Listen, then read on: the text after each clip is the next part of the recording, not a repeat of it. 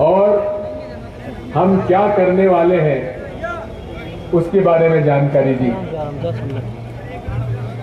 ऋषि ने भी उसके बारे में जानकारी दी और युवा अनुसूचित जाति के नए नौजवान ने भी आपको सारी जानकारी दी। मैं इतना जानता हूं कि हवा पूरे प्रदेश में बदलाव की चल रही है। हर नगर का, एक गांव का हर नागरिक ऊब गया है भारतीय जनता पार्टी के झूठे वादों से, भारतीय जनता पार्टी में भ्रष्टाचार से, अत्याचार से, अन्याय से और हर तरह से वो आज परिवर्तन चाहता है। परिवर्तन की लहर है और परिवर्तन की लहर अब पूरे प्रदेश में चल रही है। आदरणीय साथियों,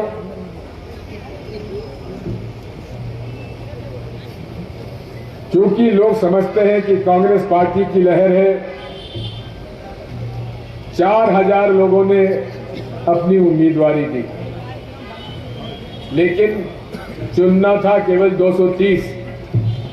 अब स्वाभाविक है सबको तो टिकट मिल नहीं सकता। फिर भी सर्वे के आधार पर निर्णय हुआ और आपके सामने ये चारों उम्मीदवार हैं। मैं आपसे यही प्रार्थना करता हूं कि जब बदलाव होना ही है तो आप सब लोग अपने शहर में, अपने गांव में, अपने परिवार में, अपने मित्रों में पूरे तरीके से हम लोग इस बात की कोशिश करें कि भारतीय जनता पार्टी को सबक सिखाएं।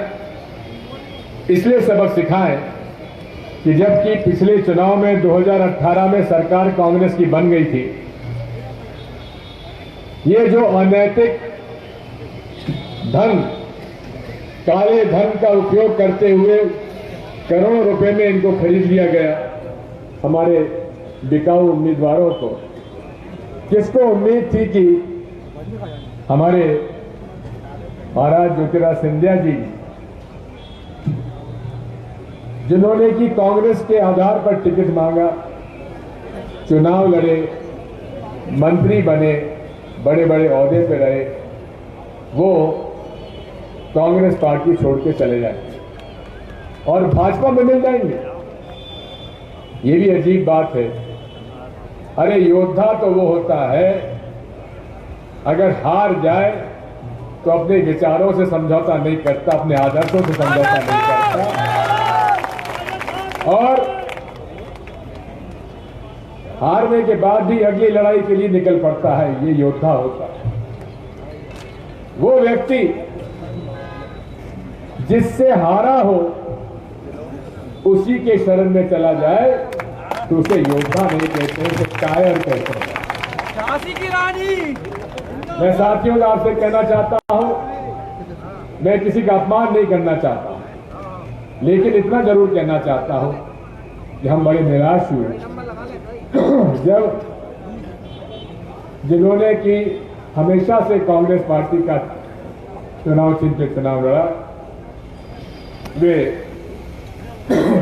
कांग्रेस को छोड़कर भाजपा में चले गए।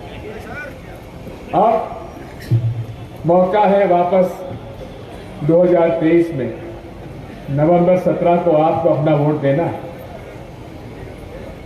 युवा, महिला, अनुसूचित जाति, जनजाति, किसान, मजदूर, अल्पसंख्यक सब परेशान हैं और इसमें हमें इस बात की कोशिश करना चाहिए कि हम कैसे मिलजुल कर इस चुनाव लड़ें।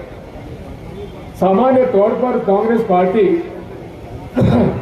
जब चुनाव लड़ती है तो शहर और बड़े लोग, कांग्रेस के कार्यकर्ता, नेता हर पोलिंग पे अपने घरों से जाते हैं। आज इसकी जरूरत नहीं है। संगठन आपका तैयार हो गया है, मंडल बन गया है, सेक्टर बन गए हैं, पोलिंग बूथ बन गए हैं। जो भी नेता हैं हमारे कांग्रेस के, उनको कहीं प्रचार करने की जरूरत नहीं है, उनको अपने बूथ पर प्रचार करने की जरूरत है। अनेक बार मैंने देखा कि हम हैं बहुत बड़े नेता, लेकिन अपने मतदान केंद्र पे हम कांग्रेस को नहीं जिता पाए। हमारी कोशिश यही होगी, हम ज्यादा भाग दौड़ का चुनाव नहीं लड़ेंगे। हम लड़ेंगे तो पोलिंग बूथ पे चुनाव लड़ेंगे और पूरे तरीके से अगले 22 दिन में हर घर पर पहुंचेंगे। हर घर में 2 बातें हैं। एक तो आपको उन्हें बताना है कि इनके 18 साल के कार्यकाल में कितना भ्रष्टाचार हुआ, उसके बारे में आरोप पत्र हमारा तैयार है, कांग्रेस पार्टी आप तक घर तक पहुंचाएगी।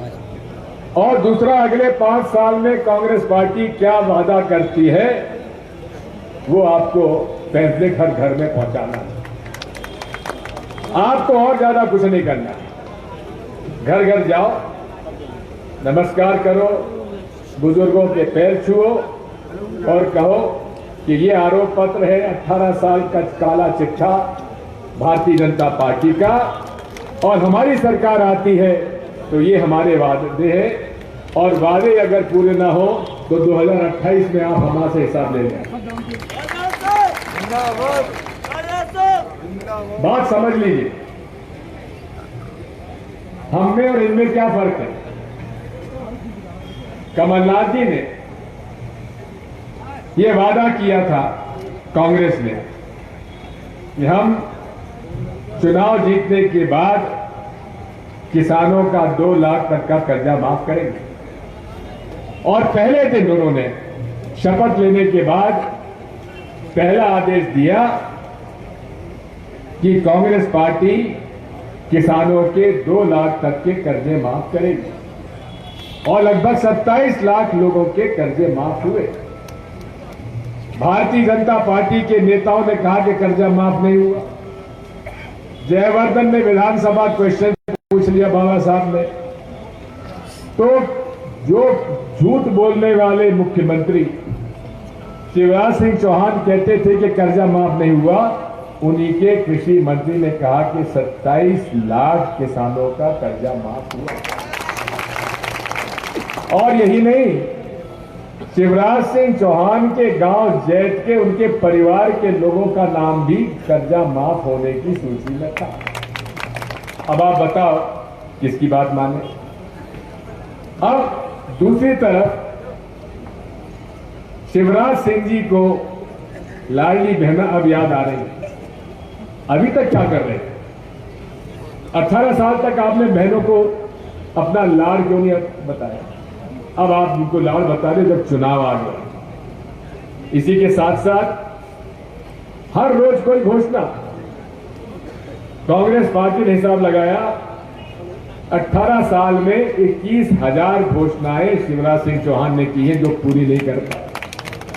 अब ये लोगों को धोखा देना नहीं तो उसको आप क्या करेंगे? इसलिए इन धोखेबाजों से बचिए और अपने घर में, गांव में, मोहल्ले में ज्यादा कुछ करने की जरूरत नहीं है। अपने पड़ोसी को समझाइए।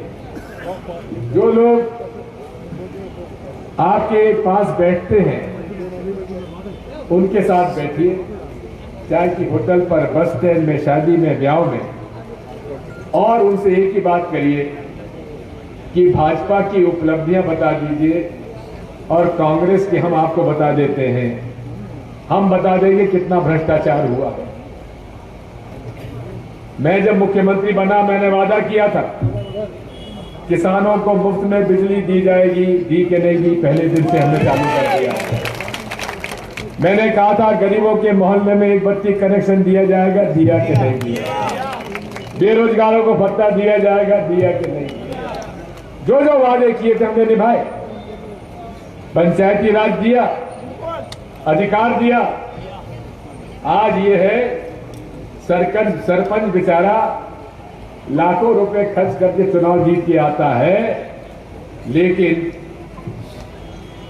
कोई काम मंजूर नहीं करा सकता। अब एक पंचायत मंत्री यहां गुना का बना था, वहां पुलिस लगी थी कि पैसे दे जाओ और आदेश ले जाओ।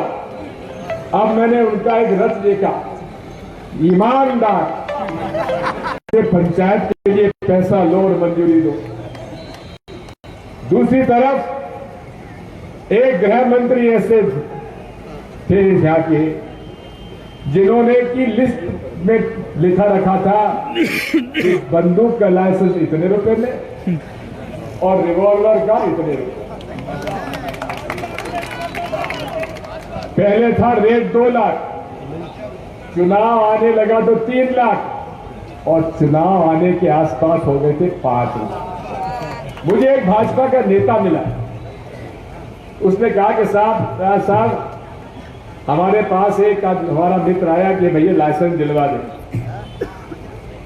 तो उसने कहा कि चल मैं दिलवाता हूं मंत्री जी से। मंत्री जी के पास गए और मंत्री जी के पास जाके उन्होंने कहा कि हमें इनको भाई हमारे खास लाइसेंस दे दो रिवॉल्वर का। हाँ, उनका मिल जाएगा। फला कर्मचारी से मिल लिए। उन्होंने कहा ठीक है।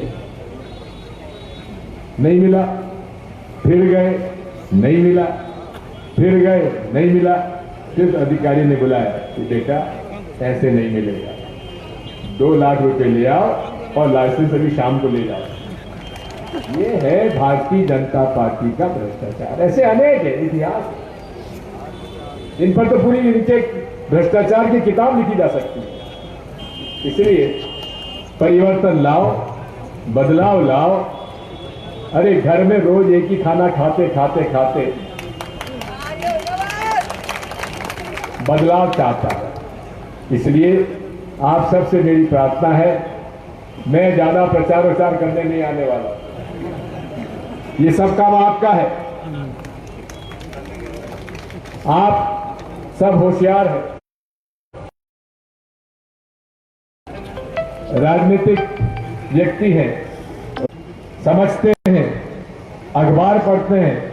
अखबार में भारतीय जनता पार्टी बड़े बड़े विज्ञापन देती है, जनता के पैसे से विज्ञापन देती है।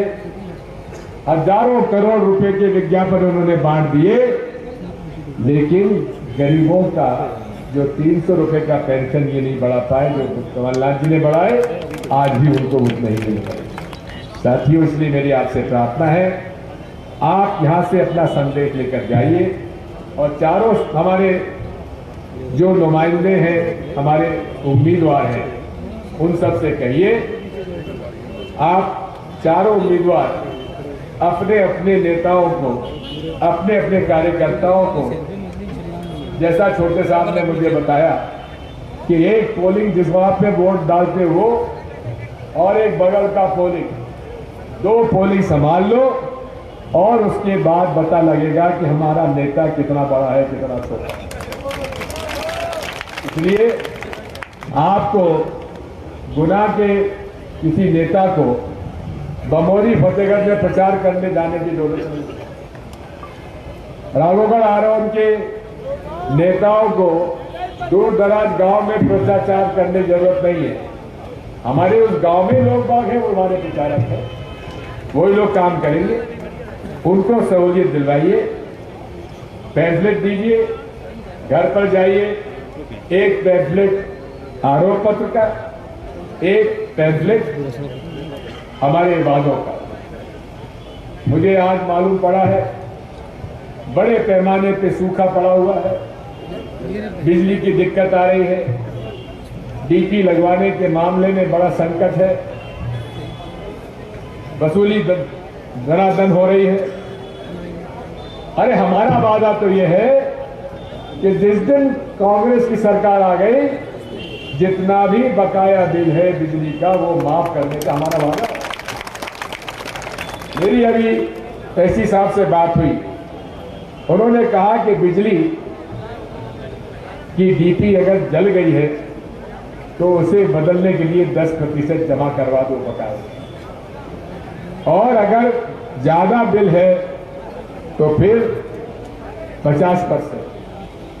ठीक है, आपके जो नियम बन गए, लेकिन ऐसा नहीं होना चाहिए कि भाजपा के नेताओं के लिए एक बिल और कांग्रेस के नेताओं के लिए अलग रास्ता।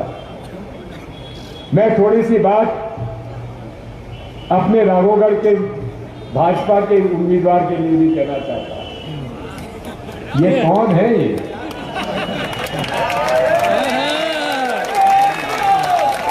कौन है ये वही है जिसने सब कुछ हमसे पाया है। बचपन से लेकर आज तक इनको जो कुछ मिला है हम लोगों से मिला है। ऐसे व्यक्ति को क्या कहते हैं?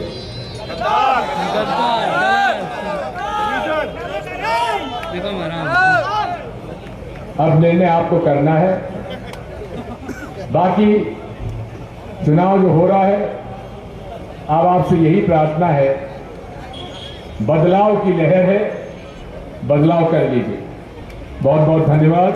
भारत माता की, भारत माता की।